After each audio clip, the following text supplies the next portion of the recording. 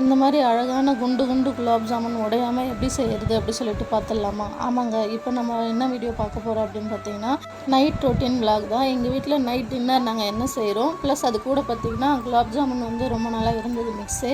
சரி அதையுமே அப்படியே செஞ்சிடலாம் கையோட அப்படி சொல்லிட்டு அதான் செஞ்சிட்ருக்கோம். ஃபஸ்ட்டு நம்ம அதுக்கு சுகர் சிரப் வந்து ரெடி பண்ணி வச்சாச்சு ஆல்ரெடி. மாவு வந்து பார்த்திங்கன்னா பாரதி தான் உருட்டிகிட்ருக்காரு.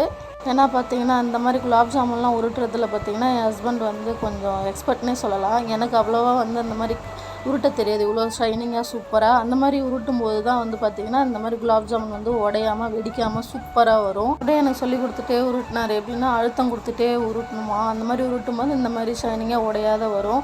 நிறைய பேர் வந்து குலாப் ஜாமுனில் மிஸ்டேக் பண்ணுறது இந்த மாதிரி வெடிச்சு போகுது, அதே மாதிரி சர்க்கரை பாகு வந்து பார்த்திங்கன்னா கட்டியாகிடுது, அப்படி தான் வந்து மிஸ்டேக் வந்து பண்ணுவாங்க. இந்த மாதிரி உருட்டும் போது சூப்பராக வரும். சர்க்கரை பாகுமே பார்த்திங்கன்னா இந்த கம்பி பதெல்லாம் வர அளவுக்கு வச்சுருக்கக்கூடாது.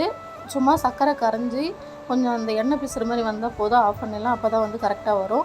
கூடவே பார்த்திங்கன்னா நைட்டுக்கு வந்து கார சட்னி, முட்டை தோசை, அதுக்கப்புறம் பார்த்திங்கன்னா ஆம்லெட் இது எல்லாமே போட்டு ரெடி பண்ணிட்டோம் நம்ம நைட் டின்னருக்கு.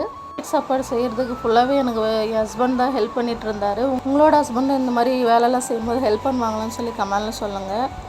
பாரதிக்கு நான் வந்து குலாப் ஜாமுன் செஞ்சு தரேன் அப்படி சொல்லிட்டு தான் பாரதியை வந்து கூப்பிட்ருந்தேன். ஆனால் பார்த்திங்கன்னா பாரதி தான் எனக்கு உருட்டி கொடுத்தாரு, தோசை ஊற்றி கொடுத்தாரு, அப்புறம் முட்டை தோசை எல்லாமே ஊற்றினாரு, ஆம்லெட்லாம் போட்டு கொடுத்தாரு, நிறையவே ஹெல்ப் பண்ணியிருந்தாரு. ஃபைனலாக பார்த்திங்கன்னா நம்ம வீட்டில் நைட்டு சாப்பிட்றதுக்கு எல்லாமே ரெடி ஆகிடுச்சு.